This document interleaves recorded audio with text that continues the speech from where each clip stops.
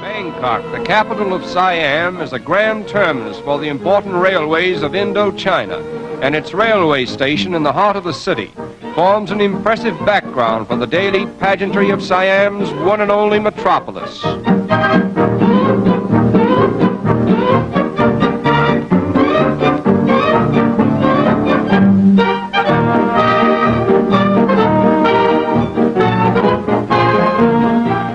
Bangkok is said to cover more land area than any other city in the world except London. Its wide thoroughfares and paved streets are a fitting memorial to the foreign engineers who helped to reclaim the land from canals and marshes. But centuries before this, Bangkok had built its world-famous Buddhist temples, and they stand today as colorful symbols of an abiding faith. Buddhism, the national religion of Siam, was founded in India about 600 years before Christ by Gautama Buddha, a wealthy prince who relinquished all his earthly possessions in order to teach what he thought was a better way of life for himself and his fellow mortals.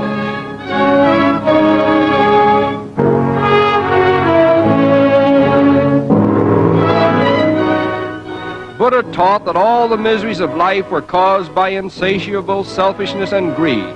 He said, "Until a man has overcome every sort of personal craving, his life is trouble and his end is sorrow.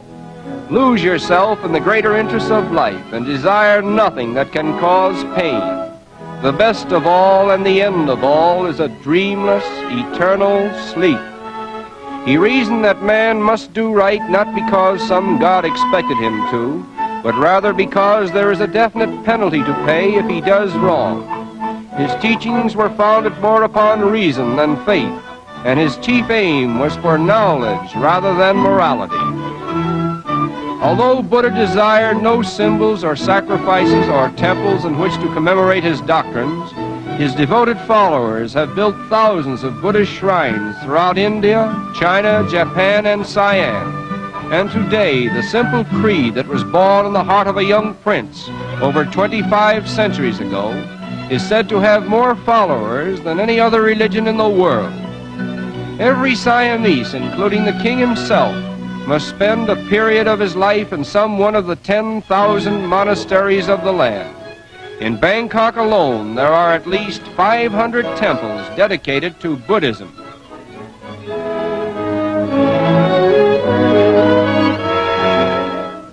The chief entertainment of the Siamese people is found in national dancing, through which the drama of life is enacted and many a folklore is preserved.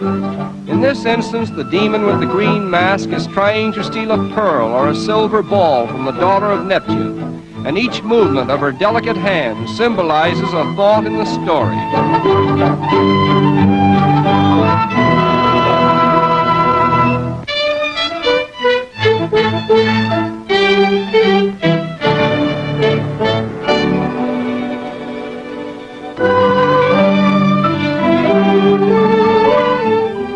The makeup of the women consists of powder plastered on the face until it resembles a smooth white mask, and this covering is meant to preclude all facial expression of the emotions.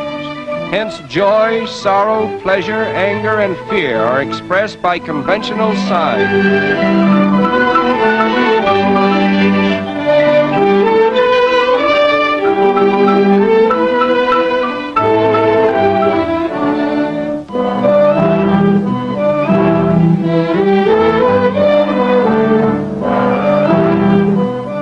The dancers who are the most popular are those who can bend their fingers back as far as their wrists, an achievement that is the supreme desire of every Siamese dancer.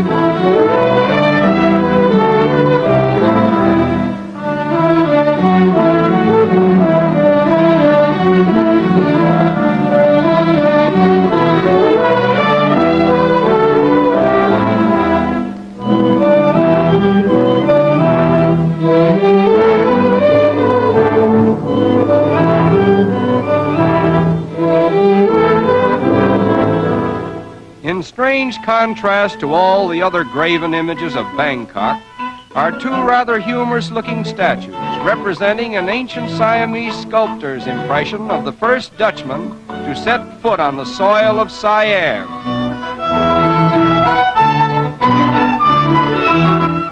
And now we come to the everyday life that is typical of Bangkok, a city that has been called the Venice of Asia because of its vast network of picturesque canals, upon which almost 1 million inhabitants ply their trades and live their lives.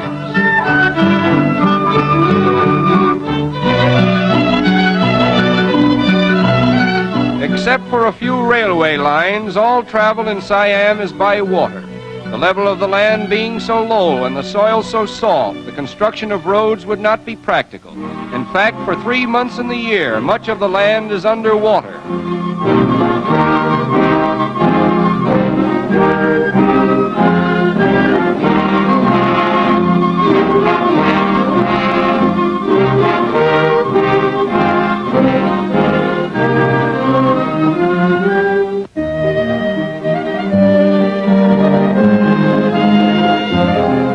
The products of the soil consist of rice, sugarcane, coconuts, teak, and all kinds of fruits, which are loaded in boats and paddled up to Bangkok.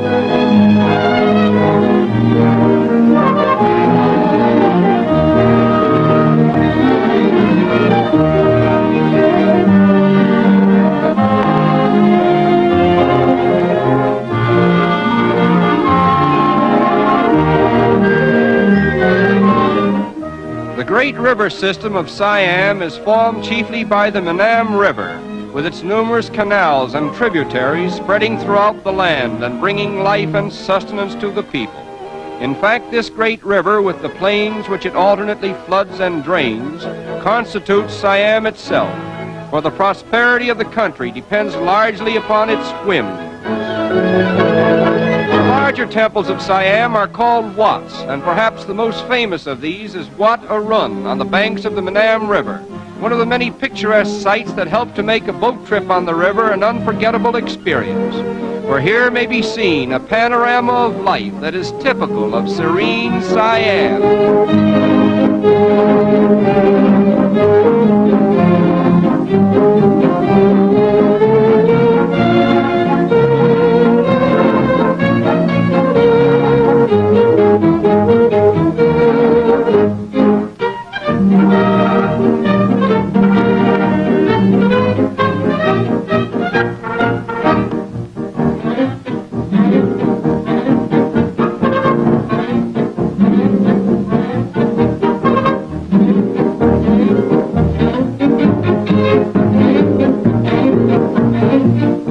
It is here that we conclude our visit to the royal kingdom of Siam, where 12 million souls live their lives in partial seclusion from the outside world, apparently at peace with nature and content with the simpler things of life.